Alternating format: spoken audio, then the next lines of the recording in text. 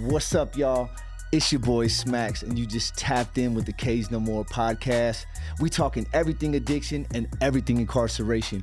This episode is brought to you by the Renaissance Ranch in Bluffdale, Utah, a residential treatment center, leading treatment center in the state of Utah. So if you or anybody you know are looking for some help, needing some healing, make sure you tap into www.renaissanceranch.com and start your journey now. How you doing today, Portia? Today I got a very special guest, one of my good friends. I was just on her podcast recently. Her name is Portia Louder, and she got such a great story. So good to see you today, It's Portia. good to see How's you. everything been going? Good. Yeah. Good. Yeah, so I kind of, being on your podcast and watching your content, you have such a great story about overcoming incarceration. And I don't really hear many things about addiction. Did you suffer from addiction at all? I Okay, did. for sure. Let's get into it, Portia. Okay. Well, so I grew up here in Utah. Okay. I'm the oldest of 7 kids. And I would say my parents, Utah is a lot LDS, which is Absolutely. the predominant religion here. My parents were LDS, but we were super non-traditional. Okay. My dad was a Vietnam vet, and he had been shot twice. He'd had some pretty serious PTSD. My dad is like one of the most structured, disciplined people I know. He's a great father. I'm the oldest of their 7 children, and my mom was like a really super hippie person. Okay. Like my mom was like all natural food. Complete contrast. Yeah, from they each were other. very different. But my mom was really loving, and she liked to have fun.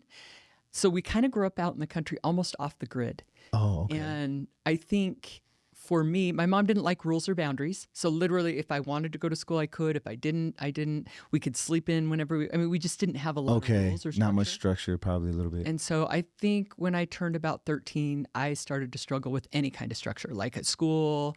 Okay. I started to get into relationships with older boys. I wasn't really using drugs or alcohol at that age, but the relationships were a big problem for me. Oh, okay. And then in and out of relationships with older boys. And then by the time I was 15, I started to drink and party and those things. Okay.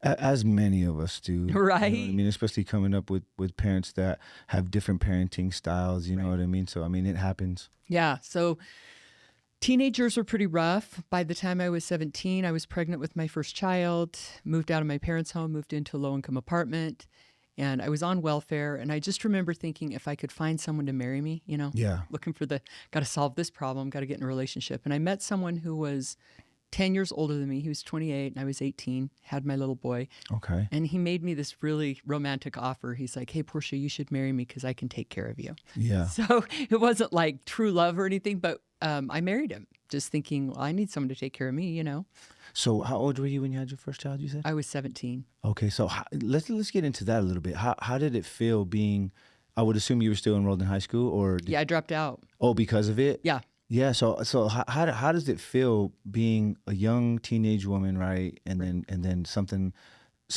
well, obviously it's a blessing in disguise, but something that happens that you don't expect to happen. Like Right. how was that? How did that feel? I think that this sounds crazy and I see it with girls a lot, but in a way I was excited because I had no really Absolutely. understanding of who I was or what my future was going to be. Yeah. And so it's like, oh, I'm going to have a baby to love, not understanding how much responsibility that is or what really is required to be a good example to a child or any of those things because I was so immature. Yeah, I could see that for sure. And so like I see girls now and they'll say, I just want to have a baby. And I'm like, no, you are a baby. Yeah, take your time. Yeah. So Then you got a man coming out and promising you the world essentially, right? and he's 28. Yeah. I'm 18. So there were some struggles. In fact, our marriage wasn't good. Like Okay. it wasn't good at all. And what happened was my dad got transferred to Salt Lake City for work. And I had never been to Salt Lake City. And my life was really small. I lived in this little town. So I came up to visit my parents with my son. And I just remember as soon as I got to the city, I thought, I'm leaving this town. Like, I'm going to live here. I want Actually out. got the lights, got Yeah. the buzz out here. I'm like, there's a whole nother life for me. I'll go get a job. I'll have a life, absolutely. I'm out. For sure. So I went- 18 too, young. Yeah. It's like the world's waiting for me. Yeah. So I went back. I actually told my husband, I said, well, maybe we should move to the city. And he's like, I'm never living in the city. Let's just get divorced. We don't get along. You go live with your parents. So Yeah. that's what we did. Okay. Yeah. I got divorced and I moved to Salt Lake. But as soon as I got to Salt Lake, I found out I was pregnant. So I was pregnant with my second kid. Okay. Called my ex-husband. We got a fast divorce, like a week or something. Oh, he expedited that. Yeah. Bye. Yeah. But he didn't want to be a part of our life. I remember that was a pretty tough time. I got a job as a photographer. My family all does photography. Nice. So I was doing that. But I just remember feeling pretty alone. My second child, I bet. you know. My dad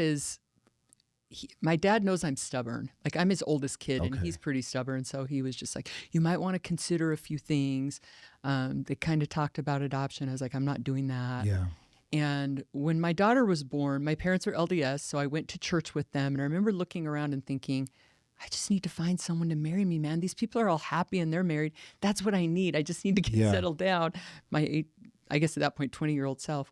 But so after she was born, I started dating again. I was working as a manager, as a photographer at a studio, and I got pregnant again. And your audience is going to all say, why didn't she use birth control? But this girl has tried lots of forms of birth control, so I don't want to hear it. Absolutely. It just happened. Things happened. So, but I remember I was 23, 2 kids, single mom, no child support, no father in their lives, and I felt really scared. Yeah. Like, I really felt scared. Like, I guess maybe being a little older, I thought, oh, my kids deserve better than this. I can't keep doing this. Yeah. So were you actively attending the LDS faith at the time? No. Like, my parents were.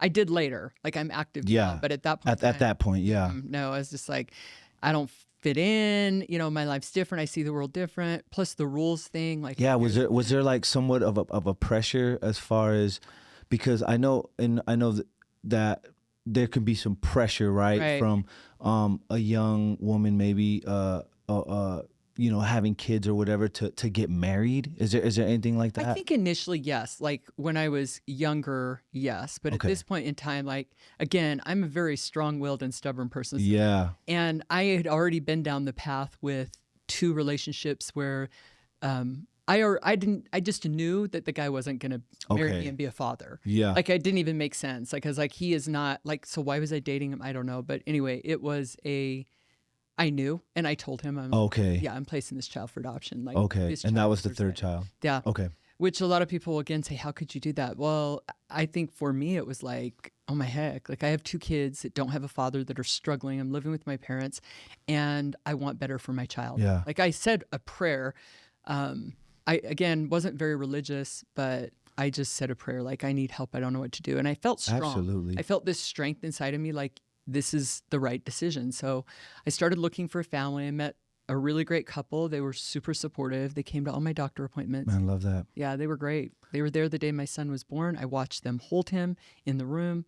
And then they walked out. And see, I had prepared. Like, I've always been kind of a visualizer. So throughout the pregnancy, I'm like, this is not my child. This child's going home with a different family. Like, they came to the appointments. I knew this was their child. Okay.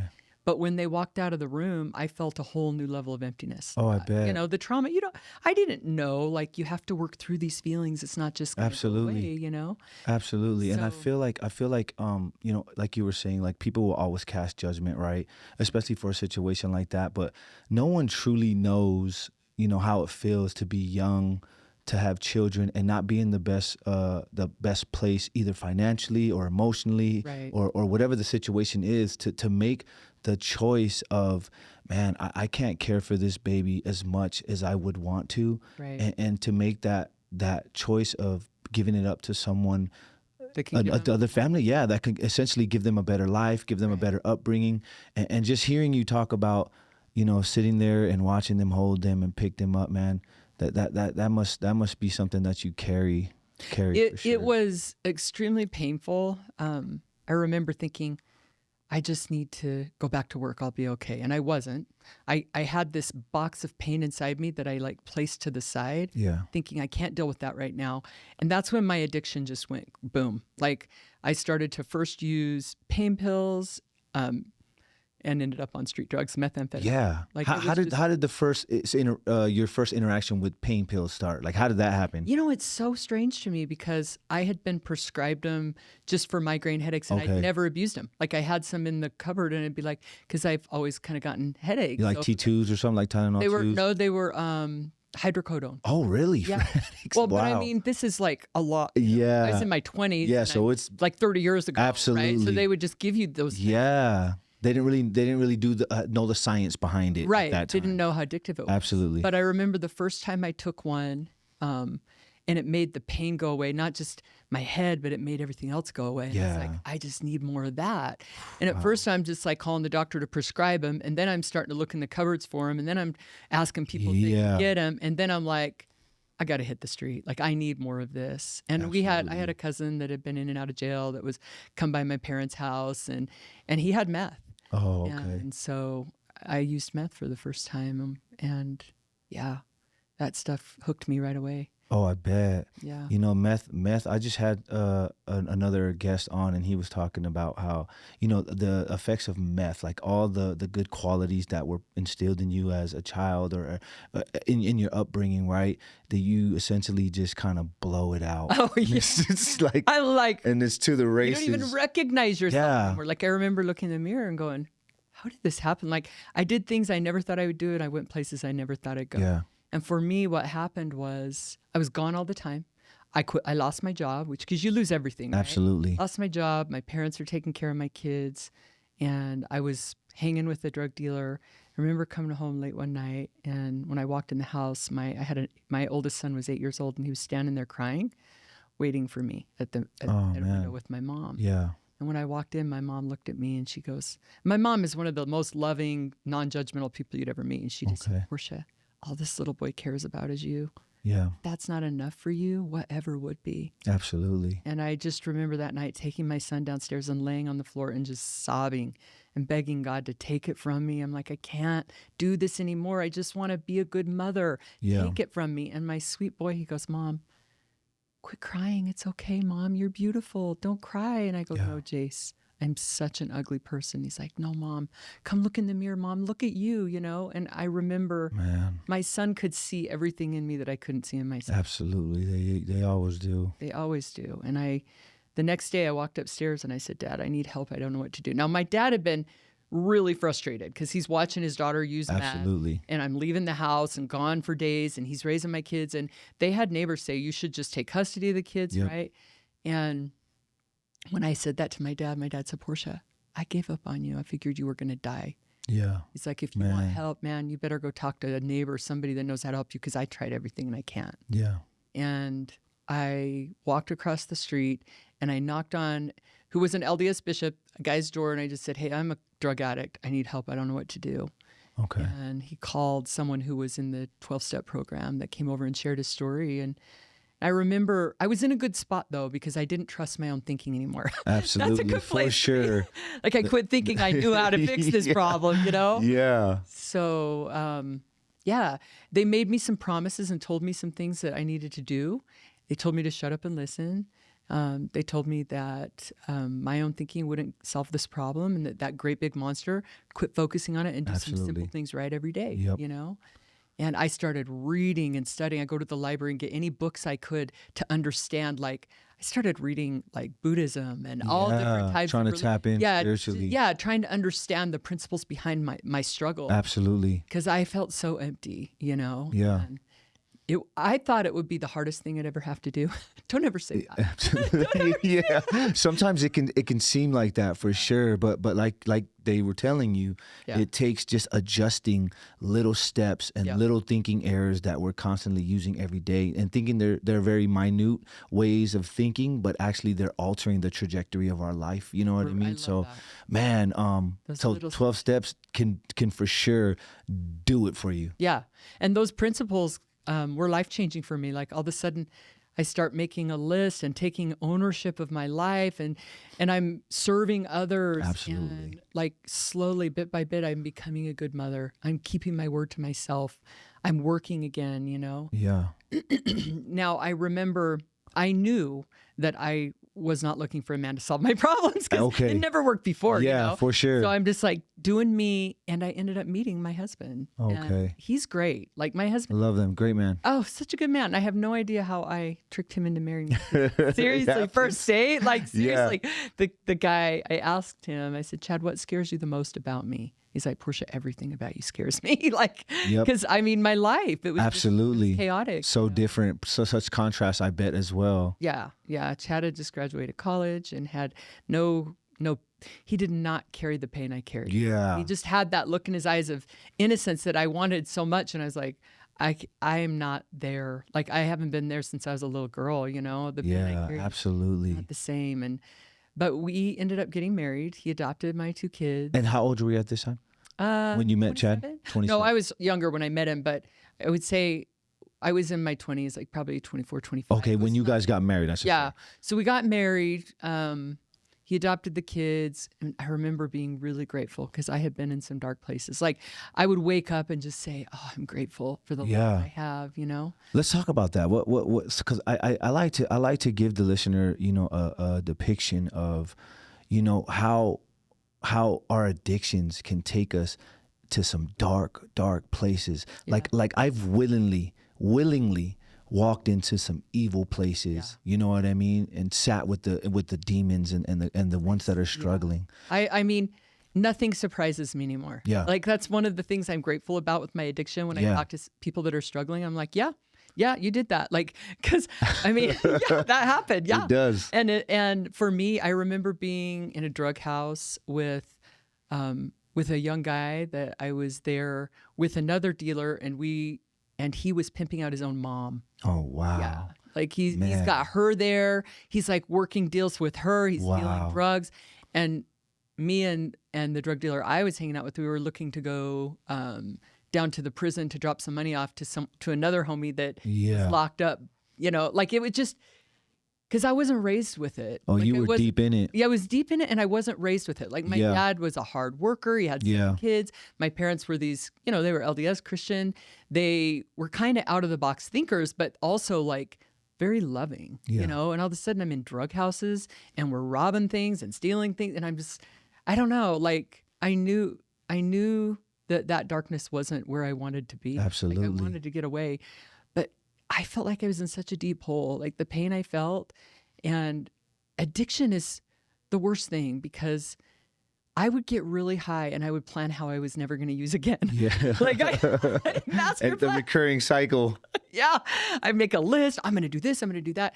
I made so many promises to myself that I couldn't keep. Like, I had never felt so, in bondage, man. Yeah, Even in prison, I absolutely. felt less in bondage than in my addiction. Shackled, for sure. Just couldn't change. But it was the pain of coming home and seeing my son like that was enough for me. I felt very weak. I remember feeling like I was in a deep hole and I was clawing my way out every day that I stayed sober. Absolutely. But so much goodness came back, and that's why I think when my husband and I bought a house, I started my own photography company. Now, for me, like, I had 2 more kids as soon as Chad and I got married, because that's what I've got lots of kids. We had 2 more 18 months apart. So I had 5 years clean. And I was very busy. The other thing about me is I'm a hustler. Yeah, like, I am a hard worker. So when I'm sober, I'm grinding. Yep. I'm grinding when I'm using. Yeah. It's just that I'm doing it illegally, Yep. But at the time, like, I started this photography business, and it went from my first year, 20 weddings, to 200 weddings within 2 years. Like, I'm talking to so every you for sure. Yeah, Marketing. I had a lot of marketing. I had hired employees. My whole house is now taken over as a studio. I have 2 little kids, 2 kids in elementary school, and I ended up having a back injury. Oh. I had to have back surgery. It was like a bad one. I couldn't even. Wow. Yeah. And now here's the thing, though. Like, if I'm being honest, I was slipping. Like, I wasn't getting up in the morning with my routine. I was too busy. And when the doctor prescribed the pain pills, and again, back then, like, they just prescribe them. I think he even prescribed me OxyContin. Oh, for sure. Yeah, they just handed them to me. And I didn't say, oh, no, I'm an addict. Don't give those to me. I didn't. Now, oh, yeah. Oh, yeah. See, that's super important now for people who have suffered from addiction previously. And it's important. I've had this talk before. It's like, when you're like, you get hurt, like, you need to be forthcoming about your past and about your addictions, because they'll be better able to medicate you, maybe even holistically sometimes, man. So, now I would never. Absolutely. Now I'd rather cut my leg off. Don't give me the pain pill, because I would lose everything. Yeah, like, absolutely. I know it's just what comes next is I lose everything. For sure. So, and that's what I tell the guys that over there there at the ranch when I'm training these guys or when I'm doing recovery dialogue. I'm like, look, man, you guys want to if you ever come across a situation where you're thinking, you may have a thinking error, like, man, I want to get high, or say you run into an old friend and they pull out a sack like, hey, let's get high. That's not all it consists of with you. Right. With me, getting high comes with. Next comes the guns. Next comes the high-speed chases. Next comes the robbery. Next comes I'm losing everything. Next thing I'm sitting in prison. Yep. So those things, to me, myself personally, I flash those things in my mind. You know what I mean? Well, yeah. I mean, I had an injury a few years ago, and I was just about to publish my book. And I remember, and it was a bad one. My hamstring was torn right off the bone. Oof. And the paramedics came, and I looked at them, and I said, do not give me any opiates. Absolutely. If you give me opiates, I will lose everything. Like everything I'm on track to do is gone. Absolutely. If you give me the opiates, don't Absolutely. do it. It's just how it works for me. So. That's good. But so you ended up getting on OxyContin at that specific injury. Yeah. And at first, I did. And it wasn't long before I started having really grand ideas about making a lot more money because that's what I do. Absolutely. I like to hustle when I use drugs. So I'm thinking, and honestly, like the real estate market in Utah was booming. Yeah. Like I had started building a new home because I needed the space. I was putting a studio in the basement and we had more kids and I was making more money. And so, and there's nothing wrong with that, Absolutely right? Not. But then the market's moving really fast. So I think, well, I'm going to buy some lots and flip them. I'm going to make some money in real estate. That's nothing wrong with that. But I ended up getting involved in what was called equity deals at the time. Oh, okay. And basically you go in, you buy a house, you beef up the value with an appraisal. And there's so many ways that you can do that. And at the time, the banks were on point. Everybody was on point to do this, okay. Right? The whole play was we're all working out together to like beef this up. And then an investor comes in and buys it and pulls a bunch of cash out of it. Yep. And the goal is that the home will continue to appreciate. But that's not what happened. What happened is I was facilitating a lot of these deals, probably like 60 or 100 of these deals. Really? Yeah, and they're multi-million-dollar deals. Absolutely. So investors are buying these homes, they're pulling the cash, and then the homes are sitting empty. And then when the market crashed, everybody walked. Yeah. And so the banks were part of it. But when the Fed started looking, my name was in the middle of so many of these deals. Okay, so did that play just happen? You just happened across it, or did someone game you up about that? Yeah, so someone you know what I mean? Well, I'm really smart, but no. Okay. Like, so the way it worked was, I remember, such a strange twist. There was another woman named Portia. That's really? So unusual, right? Yeah. That was investing in real estate. And so I have these two investors that reach out and say, hey, we want to meet with you to do some hard money deals, which is like lend fast cash. Okay. And I wasn't a hard money lender. This other Portia was. But when I met with them, they said, hey, look, we have these houses. They appraised for $3 million, but you can buy it for $1.5 million. And I was like, why don't you sell it for $3 million? No, we built them the right size. They've got a bunch of extra cash. This is what we want, and investors want to pull that cash out. Oh, okay. So basically, the purpose to pull the cash out. Now, so they showed me the model, but I remember going home and telling my husband, I was like, that doesn't make any sense, man. Like, there's something wrong with it, you know? Yeah. But then I called another friend who was a hard money lender, and we started looking at it, and then I went to a mortgage broker, and he's like, oh, yeah, I got all kinds of friends trying to do those deals. If you can tap in and get some of those deals. Oh, and so then the guys that gamed me on it didn't really know how to close it right. Like it wasn't as effective. So I put my mortgage broker and a bunch of other people together, and we sat in a room and we drew it all out. Oh, really? Yeah. So you guys pretty much came up with a particular model. Yeah, absolutely. And elevated the play a little bit. It was working, and then I started hearing I was under federal investigation. And in my mind, I'm like, wow, it's not illegal, man. Like, it's all up and it's all out in the open. The bank knows. And there's a paper trail. Yeah, there's a paper trail. So I went to my attorney and I said, hey, like, this is what I'm doing. I drew it all out. And they actually said it was brilliant. They were like, oh, this is really smart. But the next day they called me back and said, maybe we should bring a criminal defense attorney and see if there's any, anything in here to be concerned about. Well, the criminal defense attorney comes in and he goes, first of all, why are you taking so much risk with not enough reward? Because my goal was to make like 50 or 100 grand. Yeah. But the buyer's getting back $500,000. And he's like, you're in the middle and your name goes on paperwork, but you're facilitating it. And these guys are walking with all the cash. Yeah. And I think the feds thought that I was like using straw buyers and keeping that cash, which wasn't the case. They were getting the cash back. I'm just trying to make money in the middle. Yeah. And my attorney, this criminal defense attorney, goes, "You're not that important. Just stay on the down low. They're not coming for you." Until they did. Like they showed up at my house. The feds did. Yeah. And so then I'm like, oh, I call my attorney back and they're like, well, maybe we can get you a 2-year deal. I'm like, what? We just went from you're not that important to 2 years. Like, wait a second. I'm not prepped for this. And at this point, I had 3 little ones. I had a newborn, 3-month-old baby. I had a 4-year-old and a 6-year-old, and then I had older kids. And I was like, I can't go to prison. Absolutely like, I can't not. go. I can't leave my kids, my husband. And I made things a lot worse.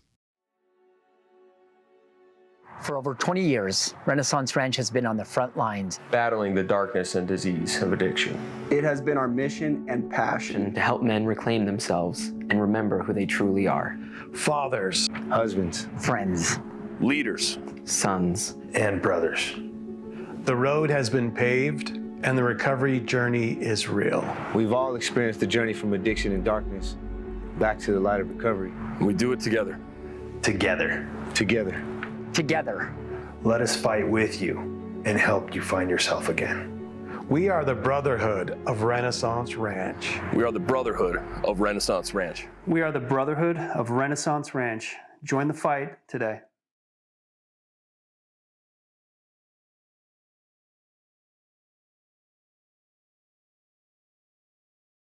So you took it to trial? Is that what you did? No, what I did is the deals happened in 2005. I spent every dime we had hiring attorneys, meeting with the feds, trying to talk them out of indicting me. They indicted in 2010.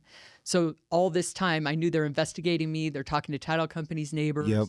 And then I planned to go to trial. And in 2014, right before I was going to go to trial, this is kind of a weird twist, but I was in the federal courthouse in Salt Lake City, Utah.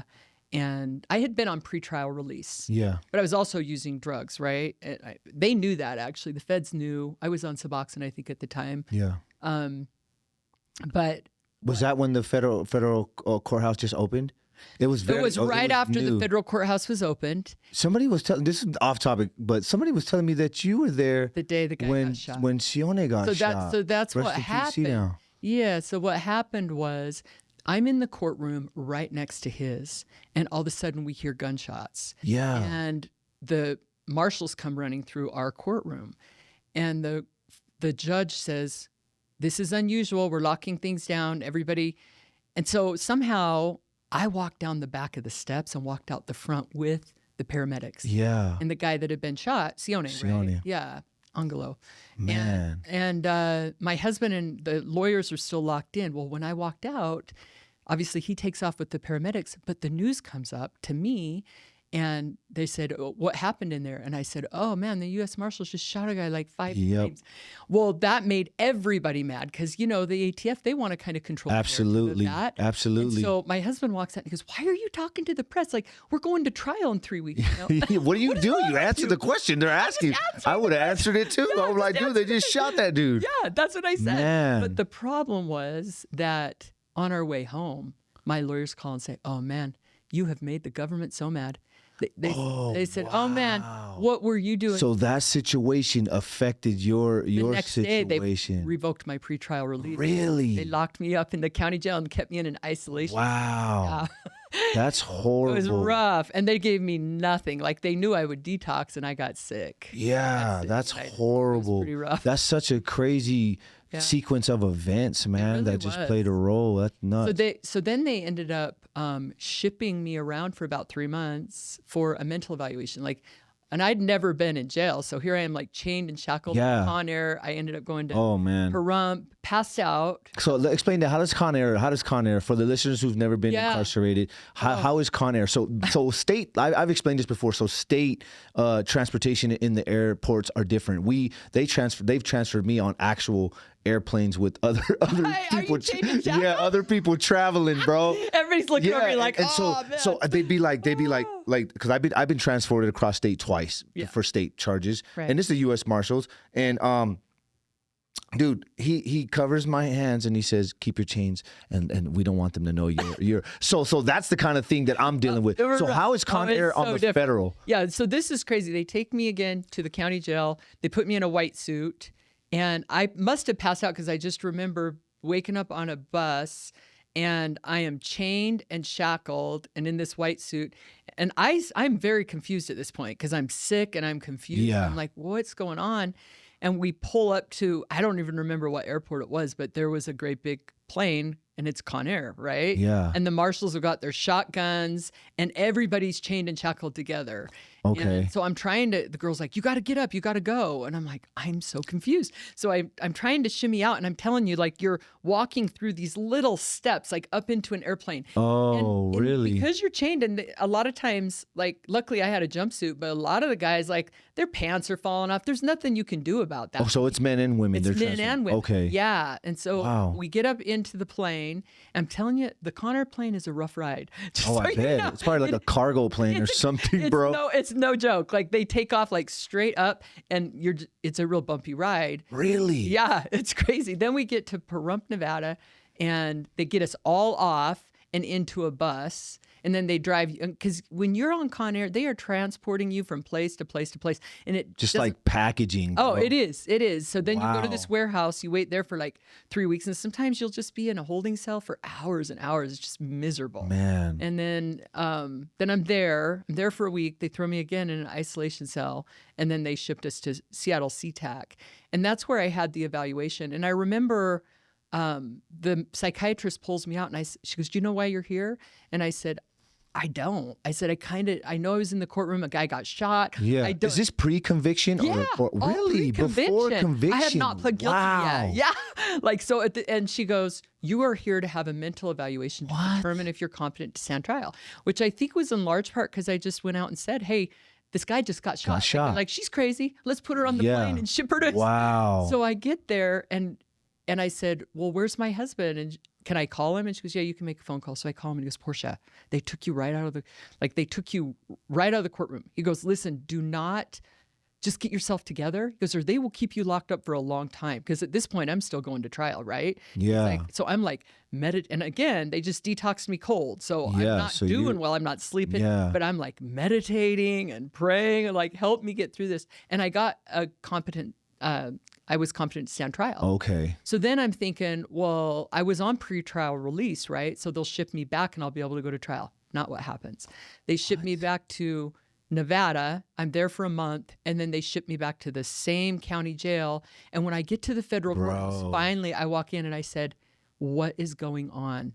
And how many months was that? 3 All months. that 3 months 3 pre-conviction. months. That's horrible. It was rough. And I looked at my attorney and I said, I need to get home so I can go to trial and prepare for trial. And he goes, you're not going home.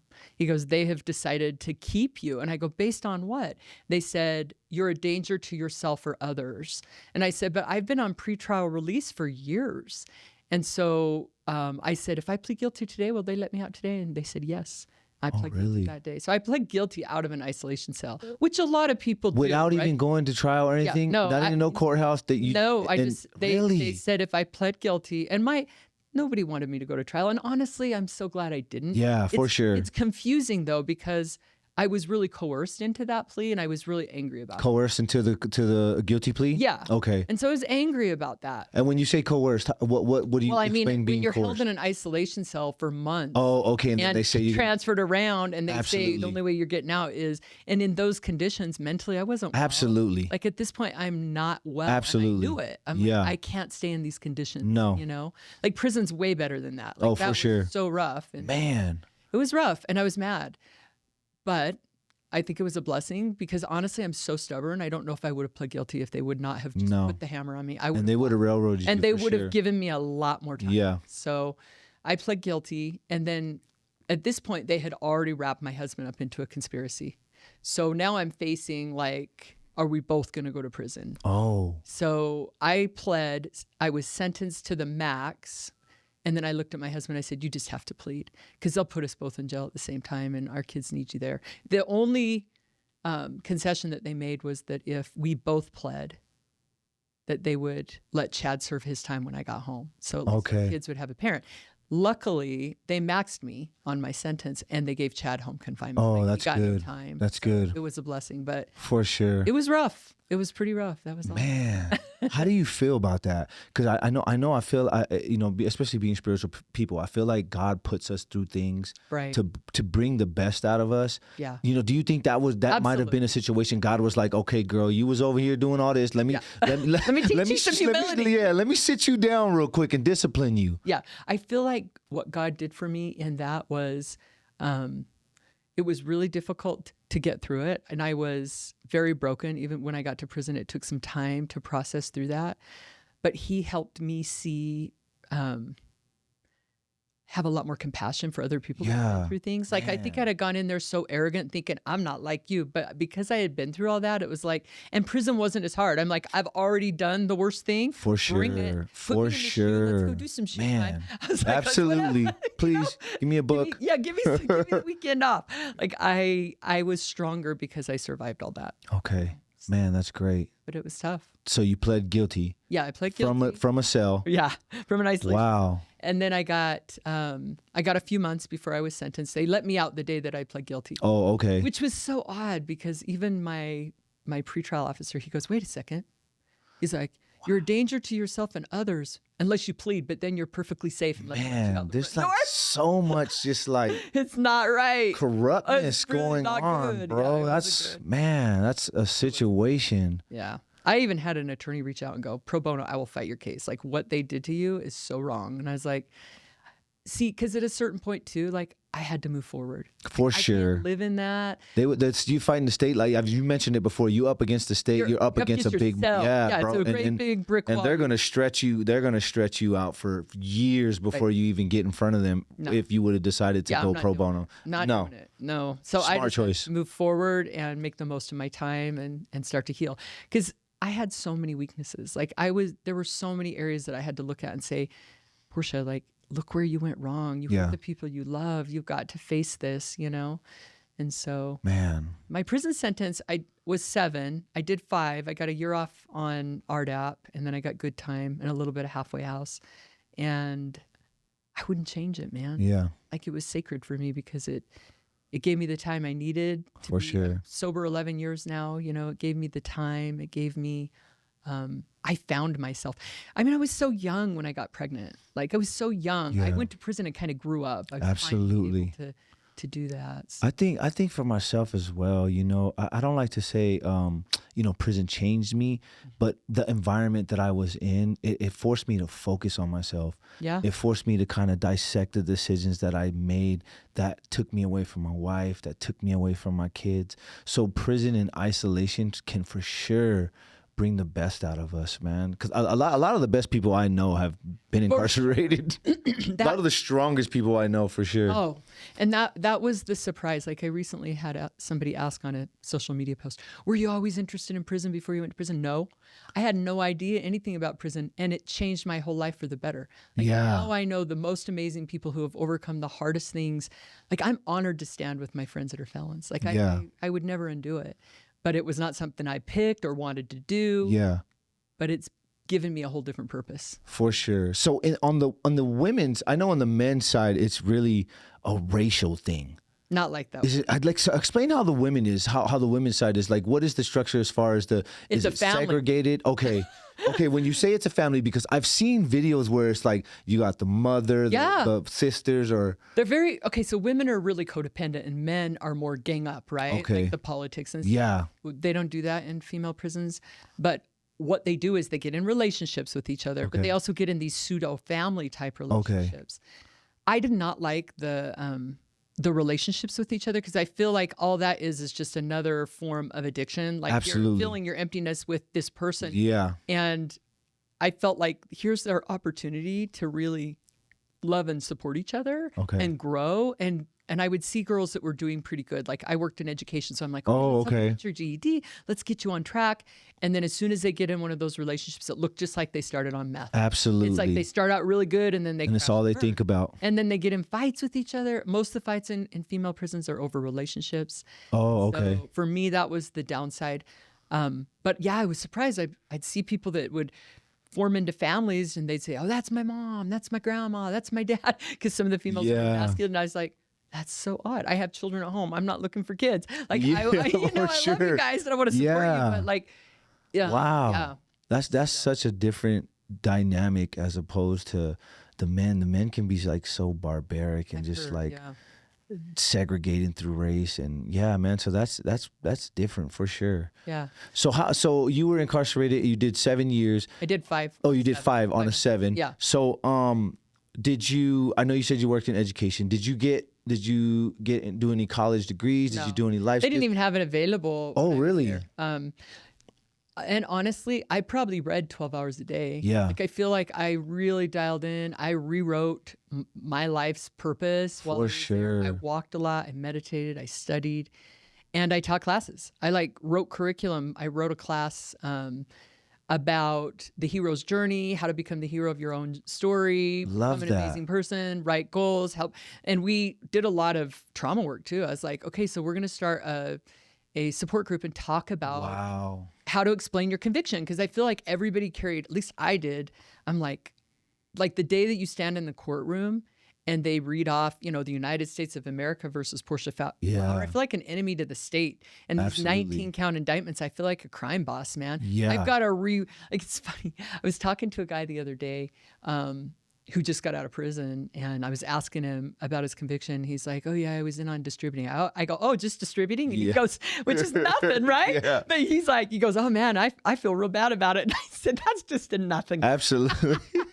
No enhancements, no gun charges. Yeah, nothing. Wow. So that's it funny. just changed. Like you have to get to where you can look at your crime and and not the way the government called it out. Yeah. Like, let me make some peace with this. Because there's a story behind it. There's you know a story, what I mean? and we allow them to tell it, but when we become strong and brave, we get to tell it. Absolutely. And I feel like the same way with my charge. Like my charge was an aggravated robbery charge, and I feel like the way they portrayed the way the situation happened was just like what? Like I didn't come in here to rob anybody. Right. I came in here to commit a crime and leave. Try to sneak out and eventually got caught and used force to get away. And in this state, it's aggravated robbery. Right. So, man, it's super important for you to be able to, you gotta have your own narrative. Yeah, for sure. Make peace and have and narrate it yourself, for sure. Yeah, I agree. So, yeah. So, I mean, I taught classes. I read a lot. I studied a lot. And, the thing is, I did not know what my life would look like. What I knew was this. My life was never going to be the same. Yeah. I had to accept that. And quit holding on to the story I thought I had and start embracing the story I was living. For sure. And allow something new to emerge and focus on my character right where I was. Yeah. And by focusing on my character right where I was able to take the next step and the next step. And when I got out, I just, like we've talked about this, go get the job, any job. Absolutely. Get a job. Anyone. Grind it out, do a great job, and they'll see that. And then the next job shows up, and the next. And eventually, like, things just started opening up for me because when I say this, anyone can be worth the wait. Anyone can be worth that good job. Absolutely. Put the work in and the job will show up. Absolutely. So. Absolutely. I think that was super important for me too, because guys are like, bro, you're like doing so well. You've got such a great career going on. Look, I was literally in the prison cells with you like 4 years ago. Like how'd you do it? I said, dude, I never said no to myself. No, I never said no to myself. And nothing was I was not too good for anything. I love that. You know what I mean? Because a lot of times before I was incarcerated, I had a hard time. I'm not going to work at McDonald's. I'm not going to cook. I'm not going to be a line cook. I'm too good for that. Right? You know what I mean? I think being incarcerated, right? Working in jobs where I fed 2,700 inmates for 40 cents an hour. Right on. Washed. Humility. Yeah, he washed and loved it. Look forward to my $150 check every month where I didn't have to rely on my wife, right? And it taught me how to be grateful for what I have in the reality that I put myself in. Right. You know what I mean? And that's why I tell a lot of guys in the ranch right now, I'm like, look, bro, when you guys get out this place, start anywhere. Yeah. Because it's always easier to get a job when you already got a job.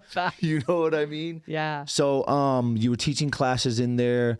You eventually get released. What year did you get released? I released out of BOP custody in December of 19. Okay. So are you currently on paper right now? Okay, good. A year ago. Yeah. Oh, good. Congratulations for you, man. That's good. That's a good job. That's not easy. Yeah. So what do you do now? And how has your past affected what you want to do? Mm-hmm. And what steps do you take to make sure that doesn't keep you from doing the things you want to do? when I was in prison, I used to say to the girls, I'd be like, the world is cheering us on. Everybody wants us to succeed. And they would go, you're crazy. And I said, what good is it going to how's it going to help you to think anything other than that? Absolutely. Like, I believed it. I came home expecting it, and it's happened for me. Absolutely. But I was worth the wait. Like, I put in the work. So I came home. I got a job as a photographer. That's easy because my family's all in photography. For sure. But somebody that knows the Dixons at Renaissance Ranch saw me. Great people, by the way. Yeah, great family. I've known him for 20-something years. But wow. Kim Patience. Shout out Kim Patience. She reached out to me. She's like, hey, would you come work at, it was an inpatient female at the time. So I went to work there, went to work as support staff, $13 an hour, but I grinded. I worked hard. I'd work graves. Well, what was kind of cool about that was I had the time while I was working graves to write my first book. Oh, okay. So I wrote my book, sent it into the girls in prison. They were super excited. They loved it. Wow, love that. Started putting that out there. And I was doing some social media stuff because I actually blogged while I was in prison. Oh, okay. Sharing my story anyway. When you say you blogged while you were in prison, did you have a phone? Is that how you? No, we had, no, I wish. Okay. No. In the feds, you have email access to Write Family. I write my husband and post it online. Oh, okay, for sure. That makes sense. So I had people following anyway. And then when I got home, I wrote the book, started doing some social media stuff. And then I had another outfit reach out to me and say, hey, we want you to come work for us. And the place that I was at had definitely increased my pay, right? Yeah. I'm running things. Sure. I'm just doing what I do, which is just proactive. Absolutely. Like stay grinding, stay moving, grinding, putting yourself in a strategic position. Yeah. So they've really upped my pay. Then this new place offers me a new position. I'm working with them. Then another like an online virtual company called Aspire 365 sees me, offers me a job, and they're an amazing program. It's a lot of virtual coaching that I do for them. Oh, perfect.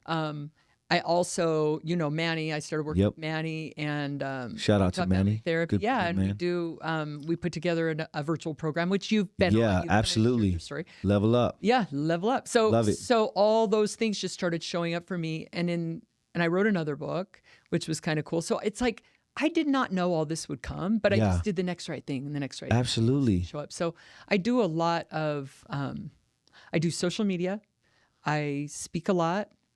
I don't know what a lot. I speak probably twice a week. Oh, that's good. Which is, not always getting paid. A lot of volunteer work. Sometimes it's not. But I love it. Being able to get out there and share your story and possibly give people the necessary tools that we utilize to pull ourselves out of whatever the situation may be. That's a great space to be in, for sure. Well, for me, I think it was a lot.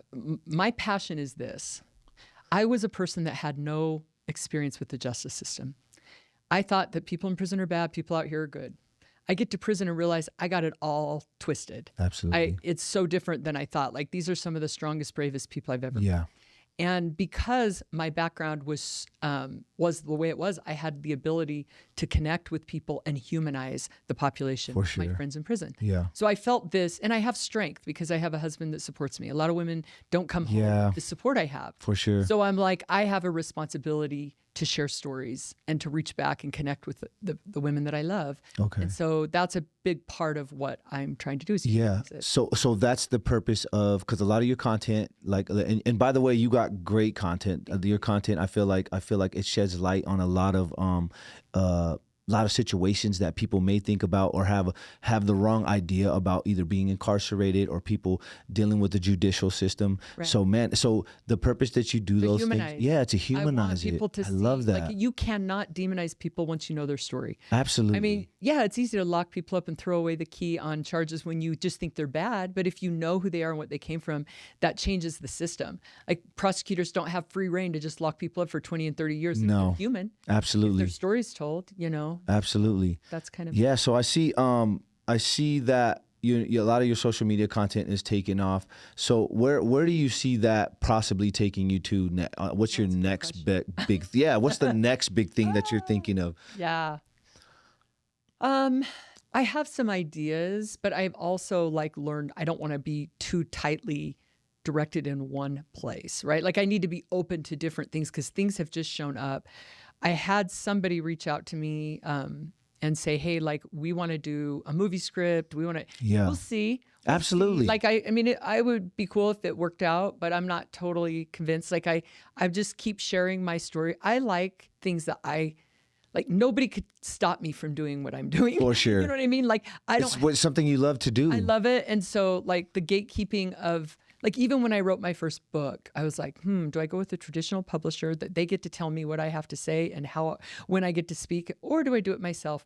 Well, I want to do it really well, but I'll do it, and I'm going to do it myself so I have control of it. Yeah. But it's done really well. Like, I've had a lot of success with it, but I put in the work to figure it out on my own, and I took my own path. Oh, that's perfect. I don't know what that looks like, because I don't necessarily want to go to this outfit or that outfit, but I'm putting something together. For sure. How it works out. Yeah, I think that's kind of like, with what I do. I try to post content, and I feel like we can get caught up in like, dang, what's the next big thing or what? Right. And I had to kind of bring myself back down and say, dude, you're in the space of giving. That's what we're doing. Absolutely. We're giving information. We're giving our experience. We're giving our thoughts. We're giving our energy. Not about us. No, and I feel like, bro, that's what it's about. It's about continuing to stay in that space of eventually probably helping somebody or helping a person better their life. And God and the universe, moves around that and manifests whatever it is, the goodness that you're putting out into your life. You know what I mean? Well, look at you. Like, here's the thing. Every strong person that leaves and lives a powerful life gives people hope in prison, but also tells everybody out here, this is who we are. Absolutely. And you hear about one shooting or one stabbing, and then everybody thinks we got to incarcerate everybody. But the more of us that come out and live meaningful lives, the more people want to see other people do that. Give that Absolutely. person a job or that person a shot, because they've already met us. Absolutely. And they know who we are, Man, I love that so much. Yeah. So if there's anything, we're going to wrap up here a little bit. So if there's anything that a closing thought, right, that you could give to our listener who may be either on their way to prison or even struggling with addiction or even being a young mother, anything, what would you tell that person? I'd say, don't you dare give up. You cannot see the beauty on the other side of this. When I was in the middle, I could have never imagined a life as beautiful and meaningful as I have.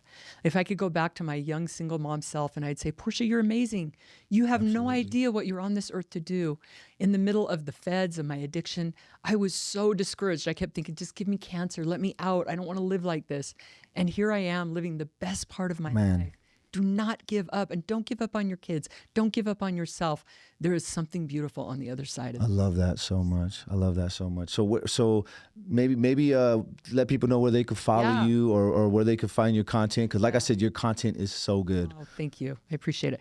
Yeah. The cool thing is this: my mom gave me the name Portia and my last name Louder. There's only one of me. Yeah. So that's absolutely cool. So you look up Portia Louder, you'll see my books, my website. I'm pretty good at responding on social media, and I'm on all the platforms. And yeah, I'm not too. I love it. Just Google me, man. I love it. I love it. So you guys heard it.